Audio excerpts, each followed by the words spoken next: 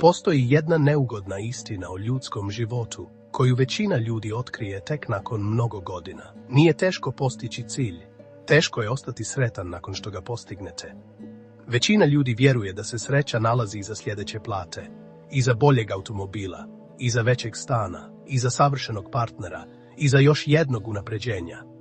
Ali šta ako najveća zamka nije neuspjeh? Šta ako je najveća zamka upravo uspjeh? Jer kada konačno dobijete ono što ste toliko dugo željeli, događa se nešto neobično. Osjećaj nestane, oduševljenje izblijedi. A vi počnete tražiti novu stvar koja će vas navodno usrećiti. Psihologija ima naziv za taj fenomen. Hedonistička adaptacija.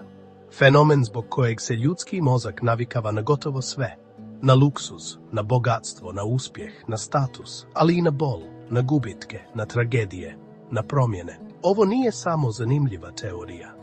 Ovo je jedan od najvažnijih psiholoških mehanizama koji oblikuje cijeli vaš život. Kako je otkrivena hedonistička adaptacija? Iako su filozofi o ovom fenomenu govorili hiljadama godina, moderna psihologija počela ga je ozbiljno proučavati 70. godina prošlog vijeka. Godine 1971. Psiholozi Philip Brickman i Donald Campbell predstavili su ideju koja će kasnije postati poznata kao hedonistička traka za trčanje. Njihova teorija bila je jednostavna. Čovjek stalno trči za novim stvarima, misleći da će ga one učiniti sretnim. Međutim, čim ih dobije, njegov mozak ih pretvara u novu normalnost. Zatim počinje nova potraga, i nova, i nova. Baš kao osoba koja trči na pokretnoj traci, troši energiju, kreće se, ali ostaje na istom mjestu. Kasnije su naučnici proveli istraživanja koja su postala poznata širom svijeta. Proučavali su dobitnike lutrije, ljude koji su preko noći postali milioneri. Većina ljudi očekivala bi da će oni ostati trajno sretniji od svih ostalih. Ali nije bilo tako. Nakon određenog vremena njihova sreća počela se vraćati na približno isti nivo na kojem je bila prije dobitka. Njihov mozak se jednostavno navikao na novi život. Zašto mozak to radi? Da bismo razumjeli ovaj fenomen, moramo razumjeti evoluciju. Naši preci nisu živjeli u sigurnosti. Svaki dan bio je borba za opstanak. Da se čovjek predugo osjećao zadovoljnim nakon jednog uspjeha, prestao bi tražiti nove prilike za preživljavanje. Zbog toga je prirodna selekcija favorizovala mozak koji se brzo prilagođava. Mozak koji uvijek traži sljedeći cilj. Mozak koji govori, može bolje, može više, nije dovoljno. Taj mehanizam nekada je pomagao preživljavanju. Danas često stvara osjećaj da nam uvijek nešto nedostaje. Kako hedonistička adaptacija upravlja vašim životom? Godinama sanjate određeni automobil. Gledate slike, recenzije, video snimke, zamišljate dan kada ćete ga voziti i konačno ga kupite. Prvih nekoliko sedmica osjećate uzbuđenje, ponos, sreću. Ali nekoliko mjeseci kasnije postaje samo automobil. I sada želite bolji, skuplji, noviji. Isto se događa sa telefonima, kućama, odjećom, satovima, poslom, statusom, pa čak i odnosima. Ono što je nekada bio san, postaje svakodnevnica. Kako prepoznati hedonističku adaptaciju? To je nekoliko znakova. Prvi znak je da stalno živite u budućnosti.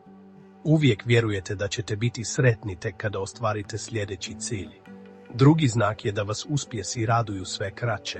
Treći znak je da brzo gubite interes za stvari koje ste nekada željeli. Četvrti znak je da stalno pomjerate granicu zadovoljstva. Nekada ste željeli platu od 1500 eura. Kada ste je dobili, poželjeli ste 2000, nakon toga 3000, zatim 5000. Granica se stalno pomjera, nikada ne stižete. Šta su govorili filozofi?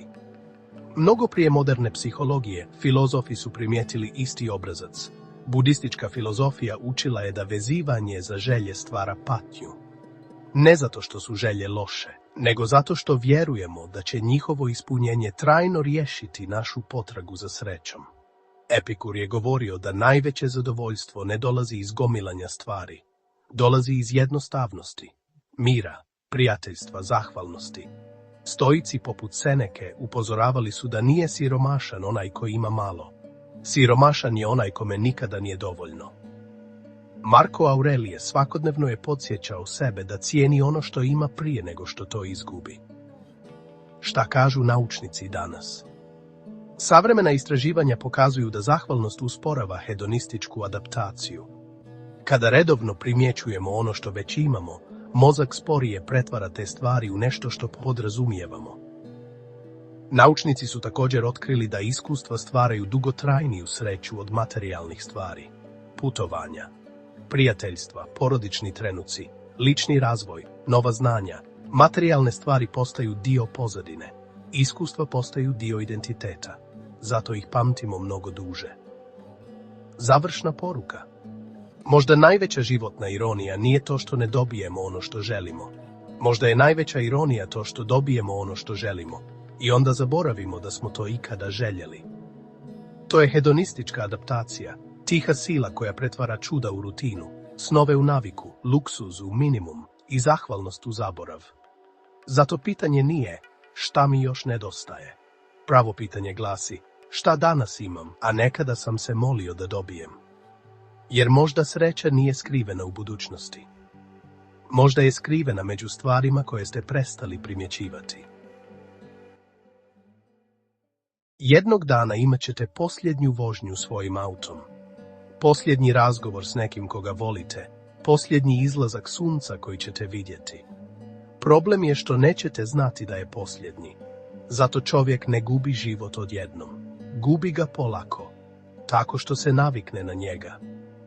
A možda je najveća mudrost upravo u tome da se nikada potpuno ne naviknete na ono što vrijedi.